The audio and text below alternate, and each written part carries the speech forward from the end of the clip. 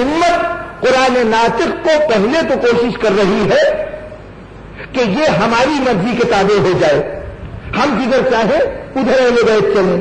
اسی لیے تو مطالبہ بیعت ہو رہا ہے نا کہ حسین ایک مرتبہ تصدیق کر دے کہ یہ خلافت، یہ مسند تخت و تاج رکھنے والا یہ برحق ہے، ہم اس کی تائید کرتے ہیں. تو جو کچھ یہ کہے گا وہ عین اسلام ہوگا، وہی دین ہوگا. تو بادشاہ اپنے احکام کو تقویت دینا چاہتا ہے حسین کی ایک ہاتھ ہے.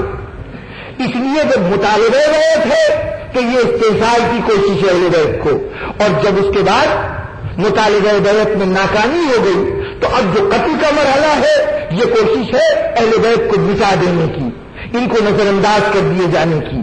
لیکن اب جو جس طرح سے اللہ نے اس ذکر کی حفاظت کا وعدہ کیا ہے کہ ہم یہ ذکر نازل کیا ہے، ہم ہی محافظ ہیں، تو جو اپنے قرآن ثابت کا محافظ ہے وہ اپنے قرآن ناطق کا بھی محافظ ہے. نتیجتاً جب قرآن ناطق کو مٹانے کی کوششیں کی گئی تو مٹانے والوں نے کوئی کوشش اٹھا نہیں رکھی. آج مٹانے والا یہ نہیں کہہ سکتا کہ ہمیں موقع نہیں ملا، اگر ہم فلاں حربہ استعمال کر لیتے تو اہل بیت مٹ جاتے. جتنے طریقے مٹانے کے ہو سکتے وہ سب استعمال کیے گئے. کیا کیا طریقے ہو سکتے؟ آج دنیا میں کوئی کسی چیز کو مٹانا چاہتا ہے تو صورت تو یہ ہے کہ اس کا وجود ختم کر دو. اگر انسان کو مٹانا ہے، دشمنی ہے کسی سے، قتل کر لو، اس کی جان لے لو. ایک طریقہ جان لے لے کے اس کا وجود ختم کر کے مٹا دینا. دوسرا طریقہ اس کے کردار کو اتنا مسخ کرو، اتنا بگاڑو، دنیا کے سامنے اس طرح سے پیش کرو کہ دنیا کو یقین آ جائے کہ یہ جس کو جو در حقیقت اچھا ہے وہ تو اتنا برا ہے کہ اس سے شدید نفرت ہونی چاہیے، اس سے کوئی تعلق نہیں ہونا چاہیے. اور تیسرا طریقہ یہ ہے کہ ان کو اس طرح سے لوگوں کی نگاہوں سے چھپا دو، اس طرح سے پوشیدہ کر دو کہ دنیا کو پتہ ہی نہ چلے کہ یہ کون ہے، کیا ہے. تو جب ان کو ہی نہ جانتے ہوں گے تو ان کی عظمت کو کیا جانیں گے اور ان کے وجود کی اہمیت سے کیسے قائل ہوں گے. تو یہ تین طریقے ہیں: جان لے کے کسی کو مٹا دینا، کسی کے کردار کو مسخ کر کے مٹا دینا، کسی کے اوپر گمنامی کے ایسے پردے ڈال دینا کہ دنیا ان سے واقف ہی نہ ہو. کربلا میں، کربلا کے بعد، کربلا سے متعلق یزید نے یہ تینوں حربے اپنے انتہائی صورت میں استعمال کیے. جب جان دینے کی منزل آئی تو بتائیے، جو جوان تھے میدان میں جا کے لڑ سکتے تھے، ان کی جان چلی گئی تو ہم کہیں گے کہ بے طریق آپس میں لڑتے ہیں تو جب تلوار کے سامنے آتی ہے تو ایک نہ ایک جان جانے کا امکان ہوتا ہے. ان جانوں کے جانے کا جواز ہے، لیکن کیا دنیا بتا سکتی ہے کہ علی اصغر کی شہادت کا کیا جواز؟ بتا سکتی ہے کہ وہ بچے جو گھوڑوں کی چاپوں کے تلے کچلے گئے ان کے شہید ہونے کا کیا جواز ہے؟ صرف کوشش یہ ہے کہ مٹا دو، آل محمد میں سے کوئی باقی نہ رہے. ایک سید سجاد بچے تھے، یہ نہ سمجھیے کہ سید سجاد کو مٹانے کی کوشش نہیں کی گئی. اپنے طور پر کربلا کے میدان میں شان غریبہ نے ایک سخت تلوار لے کے بڑھا تھا. اس وقت دشمن ہی کی زبان کو محافظ بنا دیا گیا سید سجاد کا کہ اس مرحلے پر کسی نے کہا کہ اس شقی کی طرف جو قتل کرنا چاہتا تھا اس سے مخاطب ہو کے کہا کہ تمہیں خیال نہیں آتا اتنی عورتوں کا فقط ایک وارث رہ گیا، فقط ایک وارث رہ گیا، اس کو بھی قتل کر دو گے؟ تو وہ شخص باز آ گیا تھا. ایسی ہی صورت دربار ابن زیاد میں پیش آئی، ایسی ہی صورت یزید کے دربار میں پیش آئی. اپنی طرف سے قتل کرنے کی پوری کوشش کی گئی لیکن سید سجاد کو اللہ نے بچا لیا. تو جہاں تک قتل کرنے کی کوشش کا تعلق ہے تو اپنے طور پر صرف کربلا میں لڑنے والوں کو قتل نہیں کیا گیا بلکہ نسل کشی کی گئی.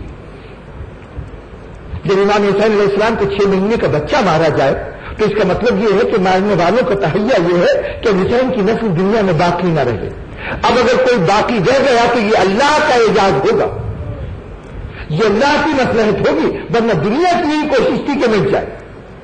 اور جب کردار خوشی کا وقت آیا تو بازاروں میں کیا کہا گیا؟ ایک خارجی تھا، ایک باغی تھا، امیر کے خلاف بغاوت کی تھی، اسے قتل کر دیا گیا. ساری دنیا کو یہ بتایا جا رہا ہے.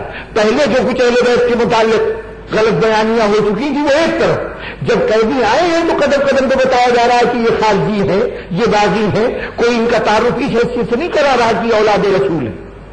لیکن اس مقام پر بھی قدرت نے یزید کی حکمت عملی کو ناکام کیا تو پھر قید خانے میں ڈال دیا گیا، اور ایسے قید خانوں کی جہاں عام لوگوں کی رسائی نہ ہو سکے. سال بھر تک پوری دنیا کو معلوم ہی نہیں ہے کہ اہل بیت کہاں ہے، کس حال میں ہے. یہ کوشش تھی کہ پردہ غمنامی میں چلے جائیں، لیکن یہ تمام کوششیں ایک طرف اور اللہ کا فیصلہ کہ ہم نے نازل کیا ہے، ہم ہی حفاظت کریں. اس لیے کہاں کہاں حفاظت نہیں ہوئی. ایک منظر عرض کریں، کوفے کے بازار سے قافلہ گزر گیا. بنی کوفہ جہاں کل زینب شہزادی تھی، جہاں امیر المومنین کی دختر کی حیثیت سے جانی جاتی تھی، آج زینب کو کوفے کے بازار سے گزارنے کے بعد اب کوشش یہ ہے کہ اس دربار میں لے جایا جائے جہاں پر آج اپنے طور پر کوفے کا حاکم بیٹھا ہوا ہے. علی کی مسند تو مسجد میں ہوتی تھی، دربار ابن زیاد مختلف جگہ پہ تھا، لیکن تھا تو حاکم وقت کا دربار. نمالیم یہی احساس تھا کہ کل اس شہر میں میرا کیا مقام تھا اور آج کیا مقام ہے. غالباً یہ احساس تھا، یا پہلی منزل تھی کسی شرابی کے دربار میں سید زادی کے جانے کی، اور یہ مشکل اتنی زیادہ تھی کہ زینب کے لیے بہت مشکل ہو گیا قدم کو اندر رکھنا. ایک مرتبہ شمر قریب سے گزرا تو کہا شمر، ہمیں تو نے جو کچھ چاہا، ہمیں گرفتار کیا، ہمارے ہاتھوں کو باندھا، ہمیں بازاروں میں پھرایا، ہم خاموش رہے، لیکن شمر اب ہمیں دربار کے اندر نہ لے جا، ہمیں دربار کے اندر نہ لے جا.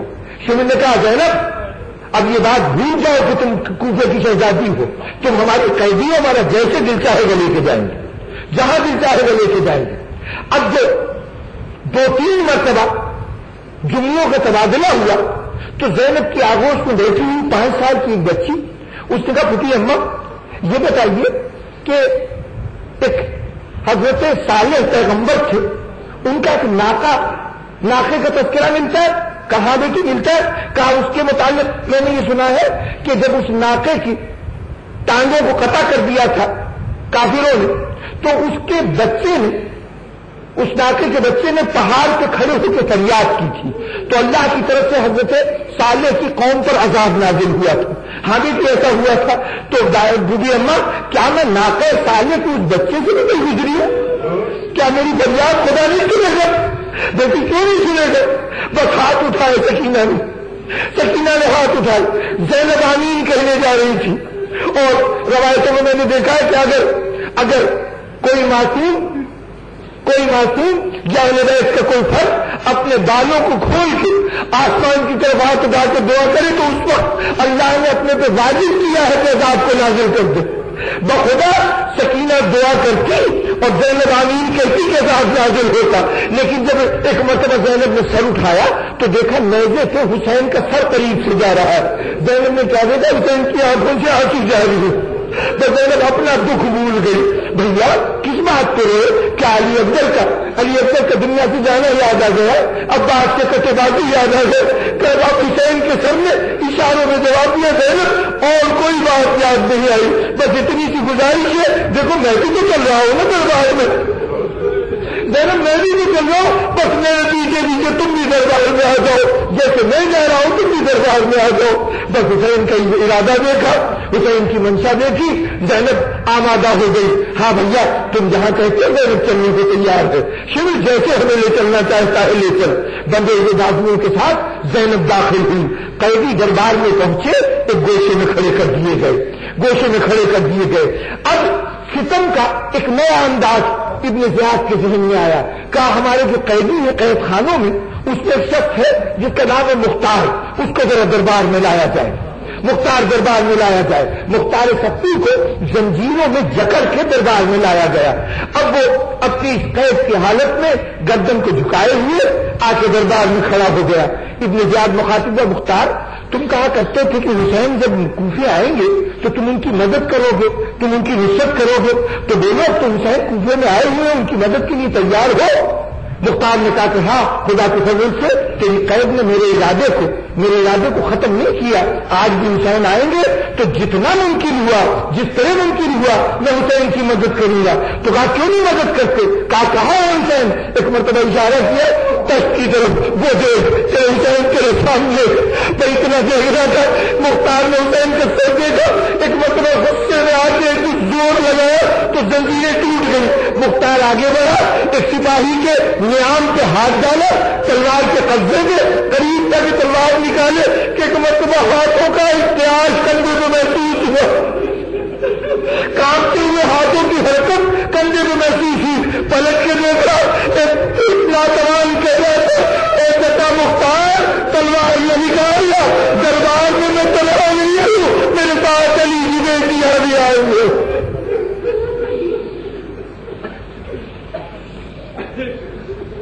سيعلم الذين ظلموا أيّ منقلب ينقلبون۔ رب العالمین ہمارے بیان کو قبول فرما یا اللہ، ہماری اس عبادت کو ہمارے درجات آخرت میں بلندی کا ذریعہ قرار دے۔ رب العالمین حاضرین مجلس کی تمام حاجتوں کو پورا فرما۔ رب العالمین کچھ مومنین یقیناً خاص طور پر اور کچھ مومنین اپنے عمومی طور پر زندگی میں مختلف الجھنوں پریشانیوں سے دوچار ہیں۔ اے حلاج مشکلات، اے مسائل کو حل کرنے والے، اور اے ان ذوات کو تخلیق کرنے والے جو ہمارے تمام مشکلوں میں ہمارے دستگیر ہیں، تجھے واسطہ ہے ان ہستیوں کا۔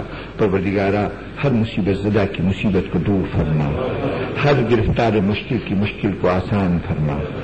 رب العالمین مومنین اپنے اہل و عیال، اپنے متعلقین اور اپنے مرحومین کے لیے رحمت اور مغفرت کی دعا کرتے ہیں۔ رب العالمین ان کی دعاؤں کو قبول فرما۔ رب العالمین